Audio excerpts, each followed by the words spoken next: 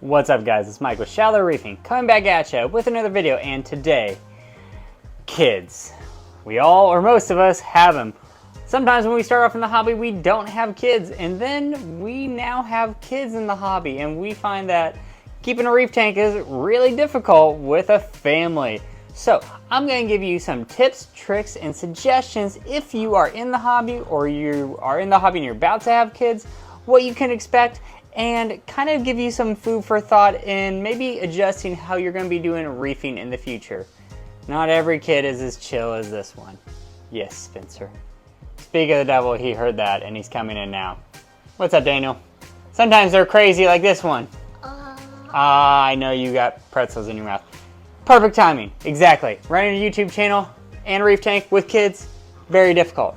Just to give you an idea, trying to shoot this right now and he's pulling Spencer's jumper when I'm about to do a water change, and this guy's crawling on the ground and he's already messed up all my towels for my water change. That's a look behind the camera of what really goes on when I'm trying to film this. So tip number one is those extra hobbies that you have, like filming, like a YouTube channel. Maybe you like to go to the gun range. Maybe you like to do gardening with my banana plants and everything where it's severely neglected. Maybe you like gaming. All these hobbies that you have on top of a reef tank with kids, you're gonna have no time to do any of the fun stuff.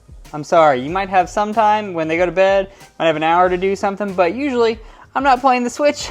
I'm doing stuff with the tank. So when you have kids and a reef tank, you're gonna have much less time with your reef tank. Now speaking about the reef tank, mine is a 200 gallon. And I'm gonna do a water change, which is gonna be about 20 gallons, which is only 10%. So my recommendation is if you are thinking about getting in the hobby, or if you have like a giant, 180 gallon tank, 225 gallon tank, and you're not really keeping up on the maintenance now and you're about to have kids, it's gonna get significantly harder for you to do that. So I would suggest downsizing or making your system way, way, way more simplified. Say, keep it simple, silly. No. Say, keep it simple, silly. No. All right, keep it simple, silly.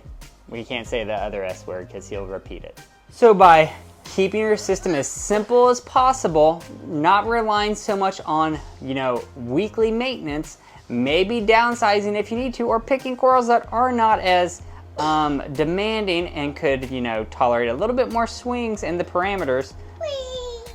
Yes, I know, this is literally me filming talking about kids, Please. and he's pulling at me. By keeping it simple, you're gonna enjoy it much more because you're not always gonna be able to do those 10% or 20% weekly water changes. For me, I'm doing about 10% every week to 2 weeks. If I'm lucky, I used to do it every 3 weeks, but I think I can kind of get away with doing it every 2 to 3 weeks now as opposed to every week.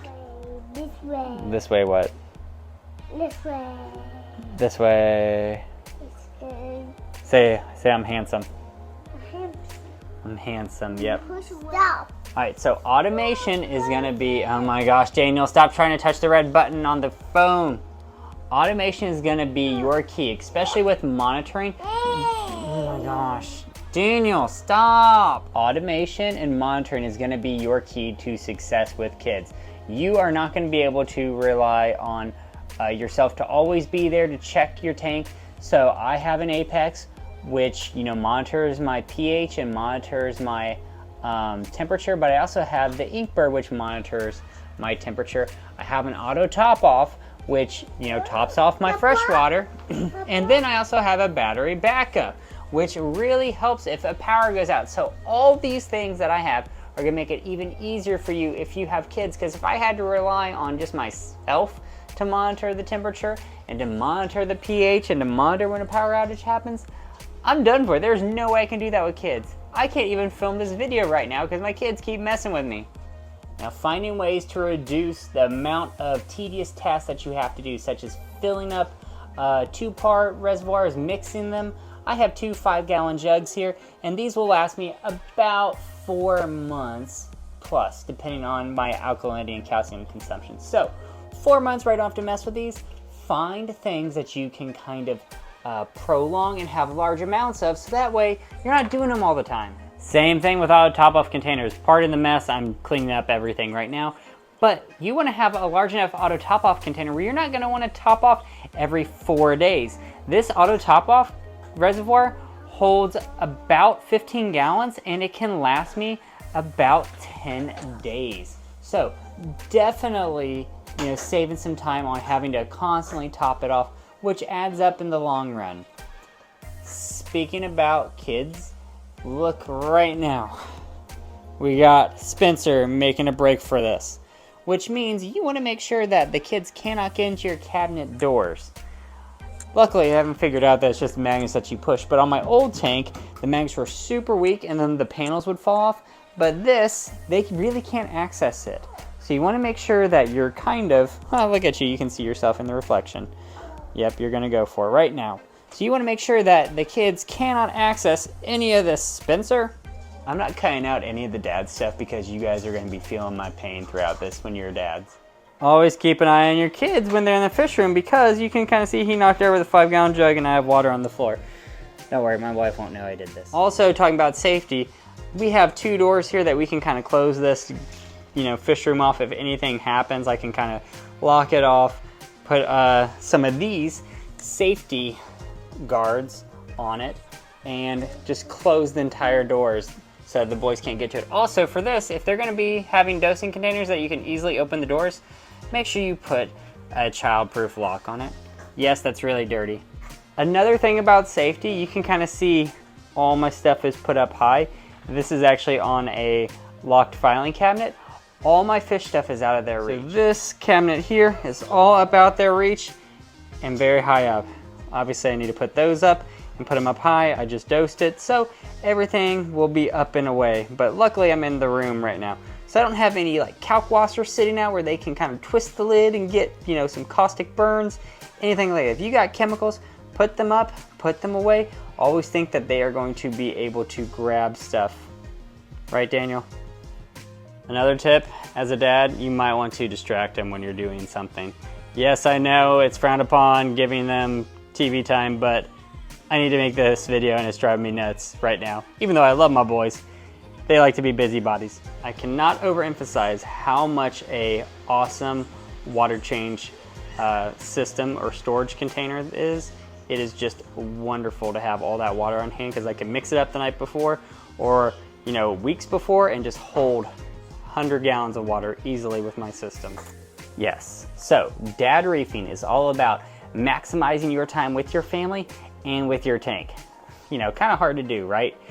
Reducing the amount of maintenance you have, making it safe, so that way the kids aren't getting hurt by anything that you have, because let's be honest, there can be some dangerous chemicals that we are working with, especially if you have calc water laying around. And it's also about trying to find that tank home life balance.